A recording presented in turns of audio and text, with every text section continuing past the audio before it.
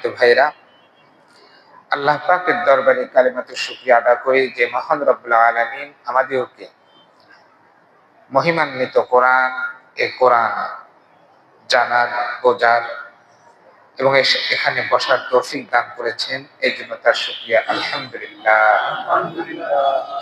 রাসূলের শানে ভালোবাসাপূর্ণ দরুদ ও সালাম সকলের মহব্বতের সাথে পড়ছি সাল্লাল্লাহু আলাইহি ওয়াসাল্লাম।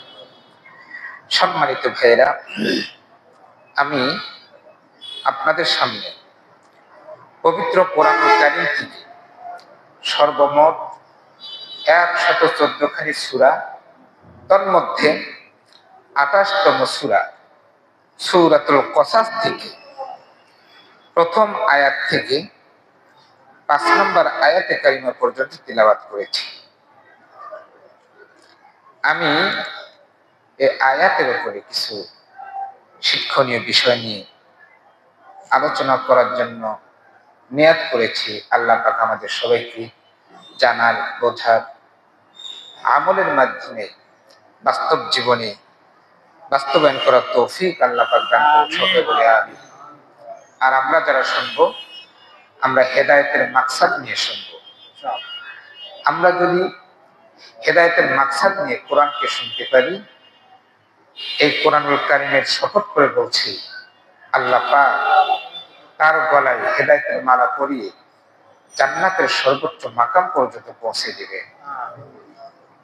এবার তিলাওয়াতকৃত আয়াতের বাংলা তরজমা আপনাদেরকে শুনিয়ে দিচ্ছি। তাসিন মিম, এগুলো হরফুল মুকাত্তাআত, এগুলোর অর্থ আল্লাহ পাক নিজেই ভালো জানেন। তিলকা আয়াতুল কিতাবিল মুবিন, এগুলো সুস্পষ্ট এই কিতাবের আয়াত। নাতলু আলাইকা মিন নাবাই মূসা ওয়া ফিরআউনা বিল হাক্কি লিকওমি ইউমিনুন। হে নবী, আমি আপনার সামনে উপস্থাপন করছি মূসা ও ফিরআউনের জীবন বৃত্তান্ত যথাযথভাবে। মুমিনদের জন্য এখানে শিক্ষণীয় বিষয় রয়েছে। ইন্না ফিরআউনা আলা ফিল আরদি, নিশ্চয় ফিরআউন মিশর দেশে অত্যাধিক ক্ষমতাধর নিজেকে মনে করেছিল। ওয়া জাআলা আহলাহা শিয়াআ, মিশর প্রদেশের জনগণকে বিভিন্ন দলে দলে সে বিভক্ত করে দিত। ইয়াস্তাদঈফু তাইফাতাম মিনহুম, তাদের ভিতরে একটি দলকে সে খুব দুর্বল করে রাখত। ইউযাব্বিহু আবনাআহুম ওয়া ইস্তাহয়ী নিসাআহুম, পুত্র সন্তানদেরকে সে জবাই করত আর কন্যা সন্তানদেরকে ছেড়ে দিত। ইন্নাহু কানা মিনাল মুফসিদিন, নিশ্চয় ফিরআউন ছিল ফাসাদ সৃষ্টিকারী। ওয়া নুরিদু আন নামুন্না আলাল্লাযীনা ইসতুদঈফু ফিল আরদি, আমি ইচ্ছা করলাম দুর্বলকৃত দলের উপরে রহমত করতে। ওয়া নাজআলাহুম আইম্মাতাও ওয়া নাজআলাহুমুল ওয়ারিসিন, এবং তাদের নেতৃত্ব প্রদান করতে এবং মিশর প্রদেশে শাসন ক্ষমতায় উত্তরাধিকারী হিসেবে মনোনয়ন দান করতে।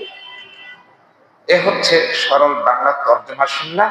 এখন এর আলোকে আমরা কিছু তাফসীরমূলক কিছু কথা শুনবো। তিলকা আয়াতুল কিতাবিল মুবিন, আল্লাহ পাক বলছেন এগুলোই সুস্পষ্ট কিতাবের আয়াত। কোনগুলোর ব্যাপারে বললেন?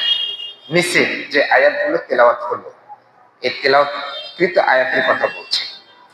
শুধু আমি আপনাদের জানিয়ে দিতে চাই, এই কোরআনুল কারীমের ভিতরে সর্বমোট 114 খানি সূরা, তন্মধ্যে এই সূরাটি হচ্ছে 28তম সূরা। সূরাটির নাম হচ্ছে সূরাতুল কসাস। সূরাটির নাম সূরাতুল কসাস। কসাসুন শব্দের অর্থ হলো ঘটনা, কাহিনী, কিচ্ছা। এই কোরআনুল কারীমের এই কসাস সূরার ভিতরে কিছু গুরুত্বপূর্ণ ঘটনা আল্লাহ পাক উল্লেখ করেছেন বলেই এই সূরাটির নাম সূরাতুল কসাস হিসেবে নামকরণ আল্লাহ পাক করেছেন। এবার আমরা জানবো এই সূরাটি নাজিলের কারণ। আল্লাহ রাসূল সাল্লাল্লাহু আলাইহি ওয়াসাল্লাম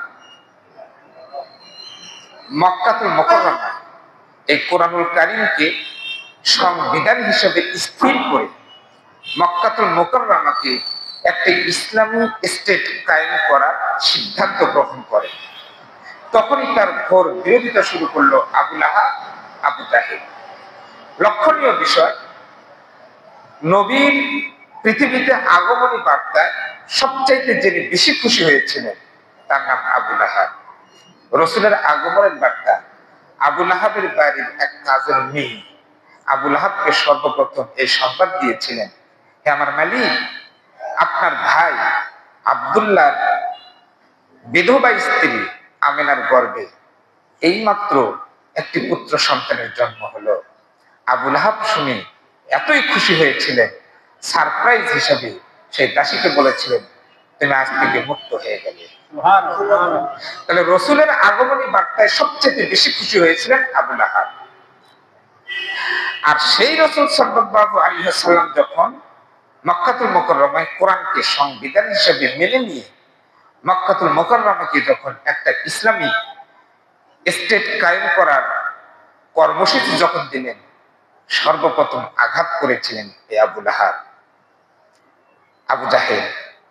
রাসূল করিম সাল্লাল্লাহু আলাইহি ওয়াসাল্লাম আবু জাহেল, আবু লাহাবদের নির্যাতন মাত্রাতিরিক্ত হওয়ার কারণে আল্লাহ পাক রাসূলকে জানিয়ে দিলেন, এই মক্কার লোকজন আপনাকে চিনতে পারে নাই, আপনি মক্কা থেকে মদিনাতুল মুনাওয়ারায় হিজরত করেন। আল্লাহ রাসূল সাল্লাল্লাহু আলাইহি ওয়াসাল্লাম মক্কা থেকে যখন মদিনায় হিজরত করার জন্য রওনা হলেন, জুহফা নামক জায়গায় যখন আল্লাহ রাসূল গেলেন, যাবার পরে মক্কাতুল মুকাররমার দিকে বারবার তাকাতেন আর মনে মনে আফসোস করতেন, হে কাবা, হে মক্কা, তোমার আলো বাতাসে আমি বড় হয়েছি, তোমাতে আমি জন্মগ্রহণ করেছি। আজ আবু লাহাব, আবু জাহেল কোরআনের বিরোধিতা করার কারণে, আমার সঙ্গে নির্যাতন মাত্রাতিরিক্ত হওয়ার কারণে আল্লাহর হুকুমে আমি মক্কা থেকে মদিনায় যাচ্ছি। মনটা খুব ভারাক্রান্ত ছিল। আল্লাহ পাক জিবরাইলকে রাসূলের কাছে প্রেরণ করলেন। ঠিক ওই সময়ে এই সূরাতুল কাসাস আল্লাহ পাক জিবরাইলের মাধ্যমে রাসূলকে তিলাওয়াত করে শুনিয়ে দিলেন। সুবহানাল্লাহ।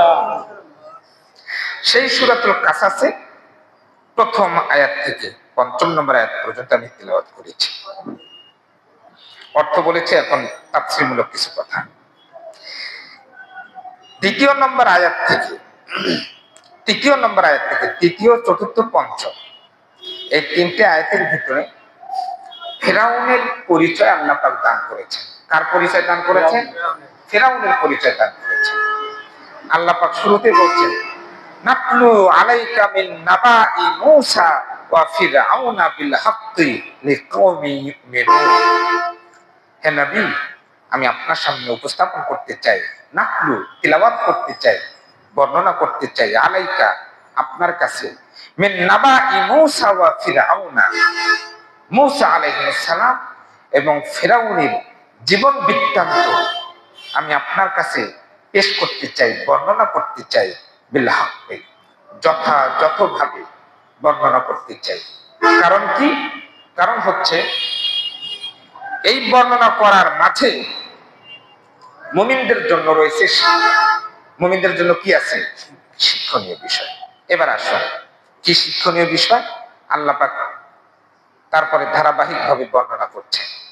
শুরুতেই এখানে ফিরআউনের 5টা বৈশিষ্ট্যের কথা উল্লেখ করেছে। ফিরআউনের কয়টি বৈশিষ্ট্যের কথা উল্লেখ করেছে? 5টি বৈশিষ্ট্যের কথা উল্লেখ করেছে।